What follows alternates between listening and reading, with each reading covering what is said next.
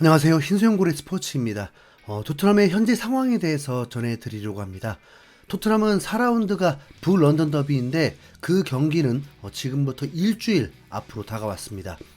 뉴캐슬 원정 경기에서 패배를 했다고 분위기가 매우 좋지 않은데 하필 더 이기기 쉽지 않은 팀을 상대하다 보니까 2연패에 대한 좀 걱정부터 생기게 됩니다.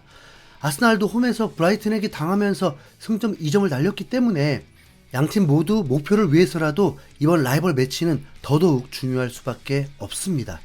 대부분 리그 경기는 주말에 있다는 전제로 축구 팬들은 그 경기 변수를 주중에 있는 경기에 선수들 출전 여부를 감안하고 전력을 탐색하기도 합니다.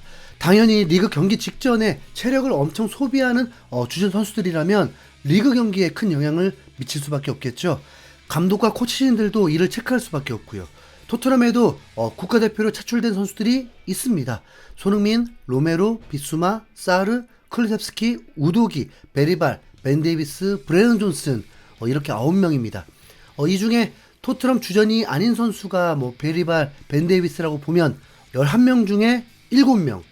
어때요? 분명 적은 숫자가 아닌데 왜 이렇게 헐고 보일까요? 이번 네이션스 리그 잉글랜드 경기를 보니까 맨유의 19살 마이누는 국가대표로 뽑혀서 선발 출전까지 했더라고요.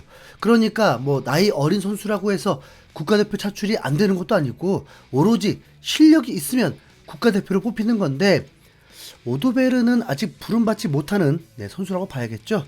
그런데 그래도 또 무시 못할 것은 오도베르의 국적이 프랑스이기 때문에 국대 뽑히는 것 자체가 어렵죠. 자, 반더벤 같은 경우에도 네덜란드의 리버풀의 주전 반다이크, 맨시티의 주전 아케, 맨유의 주전 데리우트 이런 선수들이 있다 보니까 뽑히는 것 자체가 매우 힘들고 뽑혀도 교체 자원으로 활용됩니다. 그리고 이번에 부상 문제 때문에 뽑히지 않았던 거죠. 반더벤이 토트넘에서만 벌써 3번째 부상인데 선수들과 충돌로 인해서 부상을 당할 때는 오히려 큰 문제가 없고 어디서 문제가 생긴지 모른 채 혼자서 뛰다가 문제가 발생하는 경우들이 많아서 이거 반쪽짜리 월드클래스 느낌이 들려고 합니다. 하필 반더벤이 빠진 날 뉴캐슬에게 패배를 해버렸고요. 토트넘이 공격형 미드필더를 영입했다고 했지만 정작 그 선수는 대표팀에 뽑히지 못해서 매우 속상해하고 팀에서 훈련하고 있습니다. 트위터를 통해서 메디슨 훈련 사진이 공개되자 그래도 현지 팬들은 메디슨을 향해서 매우 긍정적인 응원의 댓글들이 많았습니다. 근데 이쯤에서 메디슨도 빨리 토트넘 득점원 중에 한 명이 되어야 합니다. 토트넘에서 3-4번째로 슈팅을 많이 때린 선수인데 결과는 너무 골이 없거든요. 메디슨은 5월 뉴캐슬과의 프리시즌 경기 때 골을 넣은 이후에 골맛을 못 본 상황입니다. 진짜 타들어가는 갈증이죠. 아스톤빌라와의 경기에서도 골을 넣었던 건 자신의 강점인 킥으로 골을 넣은 게 아니라 골대 앞에서 크로스를 볼을 발에 맞춰서 넣은 거라서 골 감각 살렸다고 하기엔 너무 부족합니다.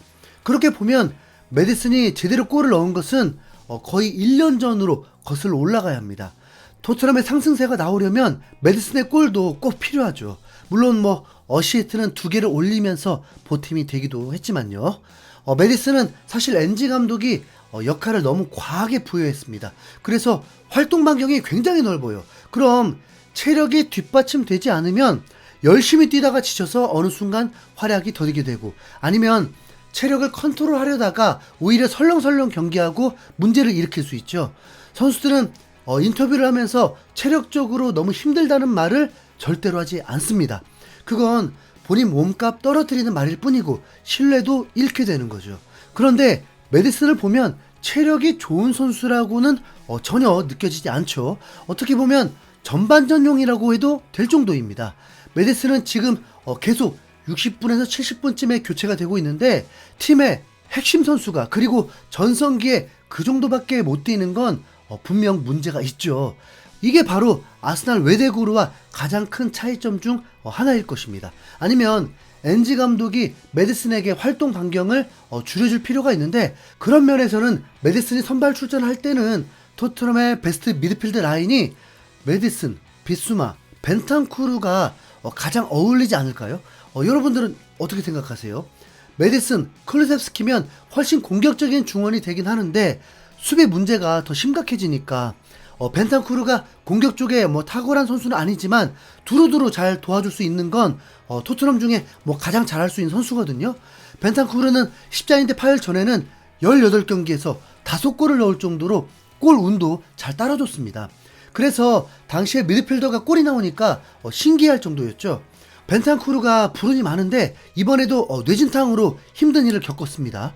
대표팀에도 차출되지 않았으니까 아스날전에 기대를 해보죠.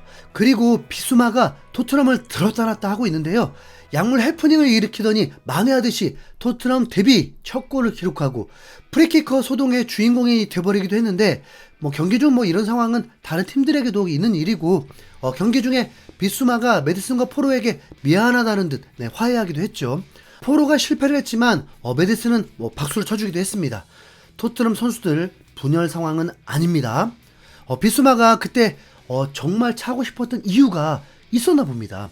주중에 A매치에서 비수마가 다시 말리 국가대표로 선발이 되었는데 또 중거리 슛을 넣게 되었습니다. 박스 바로 밖에 있던 비수마는 왼쪽에서 패스를 받고 더 중앙으로 치고 들어가더니 과감한 20여 미터 중거리 슛을 쐈고 그대로 왼쪽으로 들어가면서 골키퍼가 몸을 날려봤지만 막지 못했습니다. 한국에서 프리시즌 때 슈팅 연습했던 그 표정 잊을 수가 없는데 당시 골에 대한 살기가 느껴졌거든요. 마치 이번 시즌엔 내가 골을 많이 넣을 거라는 각오 같았습니다. 그런데 그게 그렇게 욕심은 아닌 거예요. 엔지 감독이 그걸 원하는 거니까요. 주 득점원이 있어도 팀 득점의 최대 20% 30%니까 나머지 골들은 다른 선수들이 넣어줘야 하거든요. 맨시티가 혼란이 없을 때에도 팀 전체가 골고루 득점을 하면서 99골을 넣었고 아스날도 지난 시즌에 주 득점원이 없는데도 90골을 넘게 넣었습니다. 강팀이라면 저는 이렇게 마음 정했습니다. 토트넘은 강팀이 아니라 강팀이 되려고 하는 팀이라고. 오케이? 토트넘이 강팀이 되려고 한다면 다양한 득점이 만들어져야 합니다. 그러니까 비수마의 골은 분명 의미가 있죠. 사르도 중거리 슛을 날리면서 날카로움을 보여줬는데 뭐든 좋으니까 골들이 정말 많이 나왔으면 좋겠습니다. 토트넘은 지난 시즌에 74골을 넣었는데 이게 리그 2위 했을 때 이후의 최다골입니다. 무조건 지난 시즌보다 더 많은 골이 나와야 하는 건 엔즈볼의 숙명입니다. 아스날과의 경기에서도 결과를 떠나서 무조건 골은 나와야 하는 게 첫 번째 목표일 것입니다. 로메르도 국가대표로 출전해서 무실점에 제대로 기여를 했고 우도기가 폼이 안 좋은 것 같다고 했지만 국가대표 부름을 받고 후반전에 30분 정도를 출전을 했습니다. 그런데 그게 상대가 프랑스였습니다. 이탈리아가 3년 가까이 성적이 굉장히 안 좋고 경기력도 떨어져 있는데 이번 경기가 또 프랑스 홈인 만큼 대부분 프랑스의 승리를 예상했음에도 이탈리아가 3대1로 이겨버렸습니다. 우도기는 2대1로 앞선 상황에서 투입이 되었고 무난하게 팀을 도우면서 활약을 했습니다. 우도기는 지금 경기 감각을 찾기 위해서라도 쉬는 것보다는 이렇게라도 출전을 하는 게 훨씬 중요하죠. 그리고 스웨덴 브라더 클루셉스키와 베리발도 경기에 출전을 했습니다. 베리발은 스웨덴에 7번을 달고 있더라고요. 무늬만 국대는 확실히 아닌 선수. 확실히 국가대표에서도 기대를 하고 있는 18살 선수인 듯 합니다. 그리고 웨일스 국대 벤 데이비스와 브라이언 존슨도 국대 경기를 소화했는데 뭐 그렇다고요. 무득점 경기여서 뭐라 드릴 말씀이 없네요. 무조건 국가대표라고 해서 의미를 크게 둘 것도 아닙니다. 대단한 팀에서 국가대표여야 그것도 의미가 있겠죠. 그리고 레딧에서 포로의 기록이 하나 나왔는데 포로가 리그 전체에서 수비수 중에 가장 많은 슈팅을 한 선수라고 합니다. 그에 반해서 골이 너무 적은데 걸리면 원더골, 뭐 킥력은 인정하겠지만 포로야 너 좀 줄이자. 그 킥력으로 그냥 차라리 날카로운 크로스를 부탁한다. 포로는 이번에도 스페인 국대에 뽑히지 못했습니다. 손흥민은 화요일에 오만에서 경기를 하고 그래도 이동거리가 절반으로 줄어들고 시차도 줄어들기 때문에 아스날전 컨디션 조절엔 큰 문제가 없을 것입니다. 토트넘 선수들이 주중에 좋은 활약으로 기분 좋게 북런던 더비 멋진 경기 해주길 응원하겠습니다. 이상 흰수염고래였습니다. 감사합니다.